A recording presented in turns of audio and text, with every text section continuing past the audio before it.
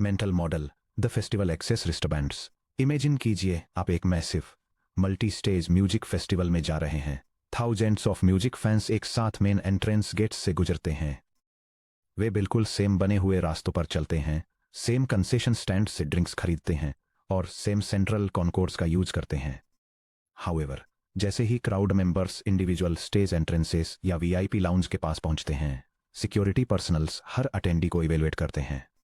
यह डायग्राम एक festival wristband की एनालॉजी के जरिए वर्चुअल लोकल एरिया नेटवर्क्स का यूज करके नेटवर्क सेगमेंटेशन को समझाता है।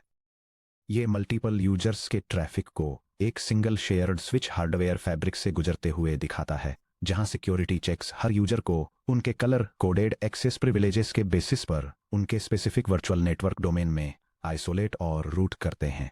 शेयर्ड फिजिकल इंफ्रास्ट्रक्चर, हर फेस्टिवल अटेंडी बिल्कुल सेम कच्चे रास्तों पर चलता है और बिल्कुल सेम फ्रंट डोर से एंटर करता है। एक स्विच नेटवर्क में ये आपके फिजिकल हार्डवेयर, कैट6 कॉपर केबल्स, पैच पैनल्स और आपकी बिल्डिंग में फैले 48 पोर्ट लेयर 2 स्विचेस को रिप्रेजेंट करता है। कलर कोडेड रिस्टबैंड्स यानी वीलैन टैग्स, एंटर करते ही सिक्योरिटी आपके हाथ पर एक कलर्ड रिस्टबैंड लगा देती है। रेड रिस्टबैंड का मतलब वीआईपी लाउंज, ब्लू रिस्टबैंड का मतलब जनरल एडमिशन और ग्रीन रिस्टबैंड का मतलब स्टेज क्रू है। रिस्टबैंड ये चेंज नहीं करता कि आप फिजिकली मेन हॉलवे में कहां खड़े हैं, लेकिन यह फंडामेंटली डिफाइन करता है कि आपको किन रूम्स में एंटर करने की परमिशन है और आप किसके साथ इंटरेक्ट कर सकते हैं। इंटरनल फिल्टरिंग यानी लॉजिकल सेगमेंटेशन, जब स्पेशली वीआईपीज के लिए कोई अनाउंसमेंट चिल्लाकर की जाती है, तो वीआईपी लाउंज के डोर पर खड़े सिक्योरिटी गार्ड्स सिर्फ रेड रिस्टबैंड्स पहने अटेंडेंस तक ही मैसेज पहुंचाते हैं। कॉमन हॉल में बाकी सब लोग इसे इग्नोर कर देते हैं। भले ही तीनों groups same physical floor space share करते हैं, वे अलग लॉजिकल वर्ल्ड्स में रहते हैं। कंप्यूटर नेटवर्किंग में वर्चुअल लोकल एरिया नेटवर्क यानी वीलैन वही कलर कोडेड रिस्टबैंड्स हैं।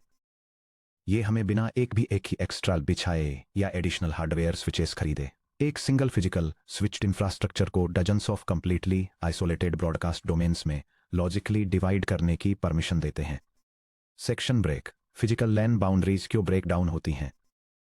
लेट 1990s में वीलैन के स्टैंडर्डाइज होने से पहले अगर कोई एंटरप्राइज इंजीनियरिंग, ह्यूमन रिसोर्सेज और फाइनेंस डिपार्टमेंट्स के बीच नेटवर्क ट्रैफिक को आइसोलेट करना चाहती थी, तो सिस्टम इंजीनियर्स को फिजिकली अलग अलग नेटवर्क्स बनाने पड़ते थे। यह diagram traditional physical network segmentation को समझाता है, जहां इंजीनियरिंग, ह्यूमन रिसोर्सेज और फाइनेंस जैसे अलग अलग डिपार्टमेंट्स के लिए अलग फिजिकल नेटवर्क स्विचेस डेडिकेटेड होते हैं और हर एक अपने के खुद के सबनेट पर काम करता है।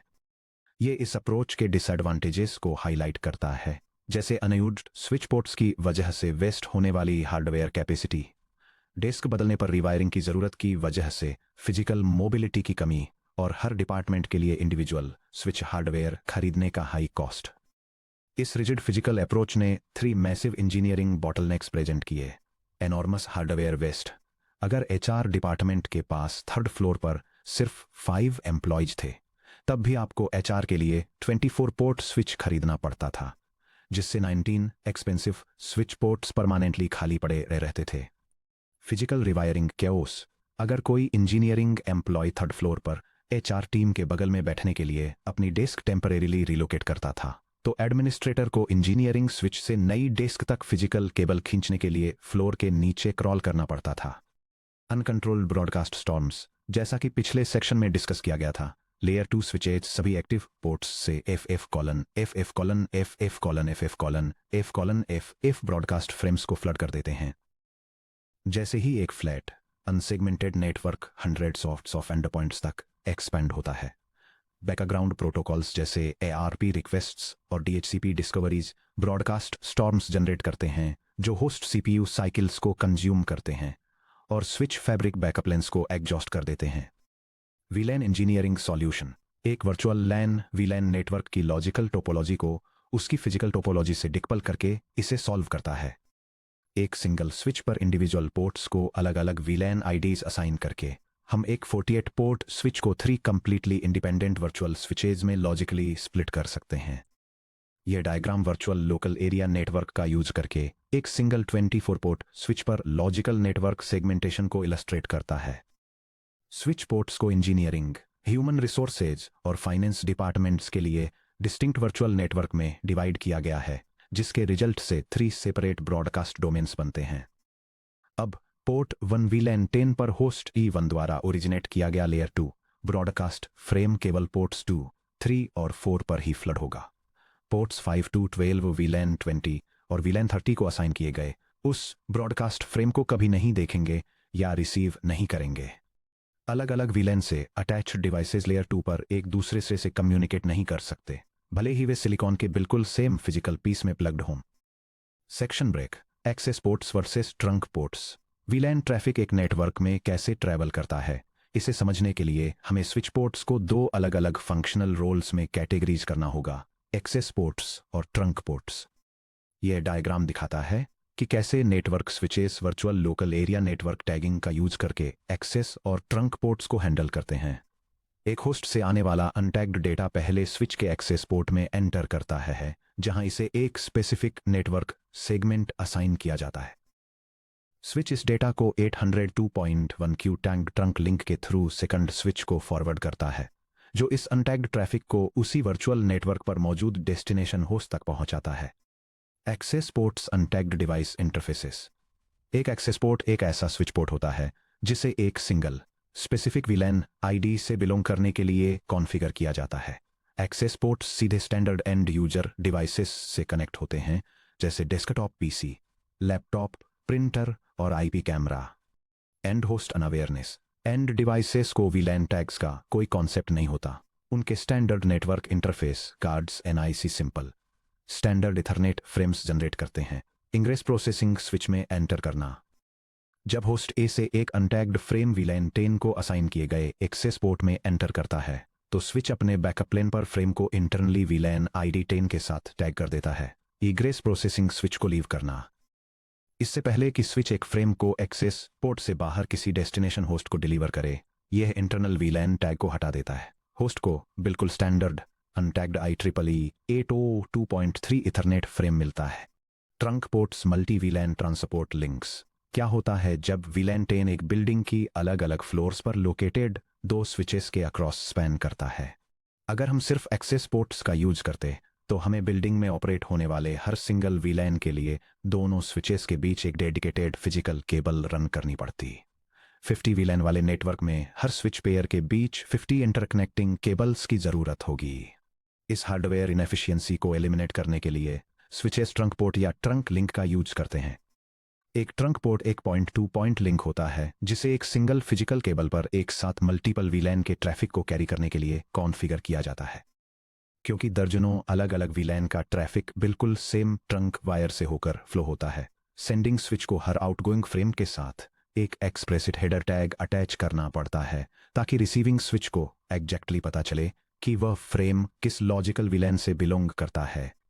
Section break. Deep dive IEEE 802.1q frame format.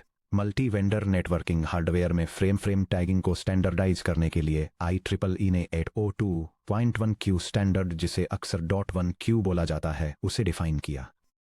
Original Ethernet frame को एक पूरी तरह से नए पैकेट रैपर के अंदर एनकैप्सुलेट करने के बजाय IEEE 802.1q existing Ethernet frame को सोर्स, मैक एड्रेस फील्ड और इथरटाइप या लेंथ फील्ड के सीधे बीच में एक 4 byte 32 bit VLAN header field insert करके मॉडिफाई करता है। यह डायग्राम एक स्टैंडर्ड इथरनेट फ्रेम और एक IEEE 802.1q tagged Ethernet frame के बीच स्ट्रक्चरल कंपैरिजन को दिखाता है, जिसमें डिटेल में बताया गया है कि tag protocol identification, priority code points, drop eligibility indicators और VLAN आइडेंटिफायर्स को स्टोर करने के लिए 4 बाइट का टैग हेडर कैसे इंसर्ट किया जाता है।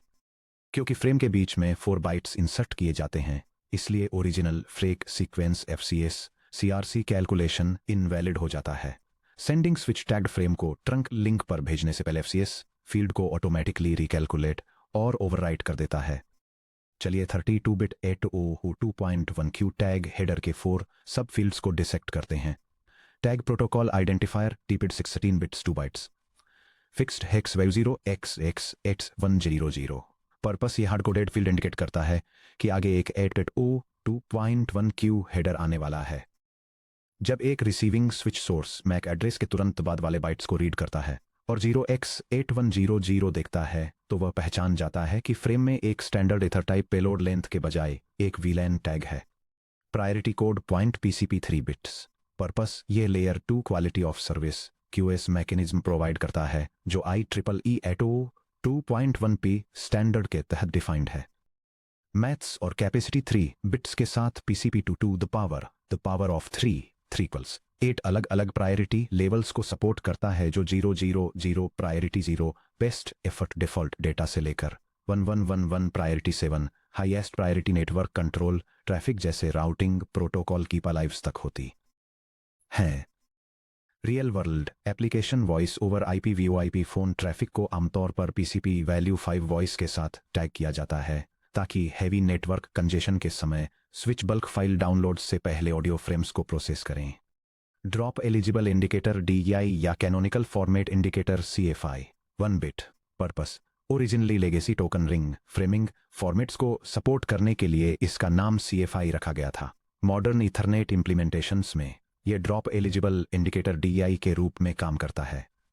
जब इसे 1 पर सेट किया जाता है तो यह इंटरमीडिएट स्विचेस को सिग्नल देता है कि अगर स्विच पोर्ट मेमोरी क्यूज में सीवियर बैंडविड्थ ओवरलोड होता है तो इस स्पेसिफिक फ्रेम को सबसे पहले डिस्कार्ड किया जा सकता है।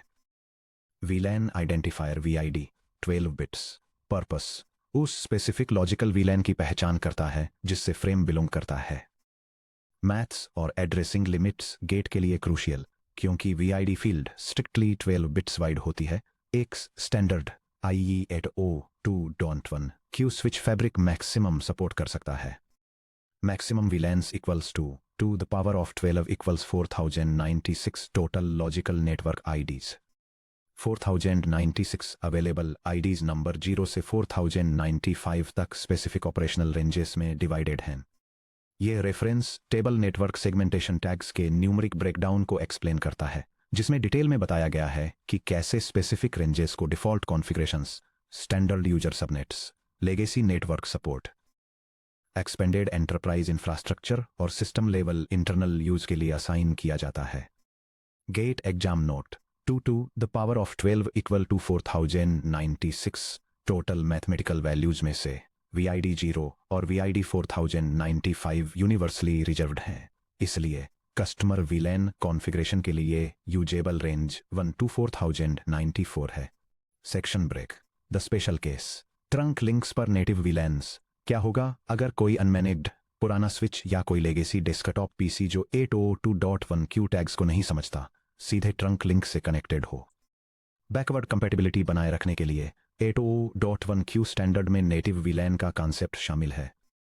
यह डायग्राम एक 802.1 क्यू ट्रंक लिंक पर दो नेटवर्क स्विचेस के बीच native EAAN trunk link behaviour को इलस्ट्रेट करता है, ये दिखाते हुए कि स्टैंडर्ड VLAN ट्रैफिक को एक्सप्लिसिटली VAAN ID के साथ टैग किया जाता है, जबकि native VLAN traffic untagged transmit होता है और रिसीविंग स्विच द्वारा ऑटोमेटिकली नेटिव VLAN में असाइन हो जाता है।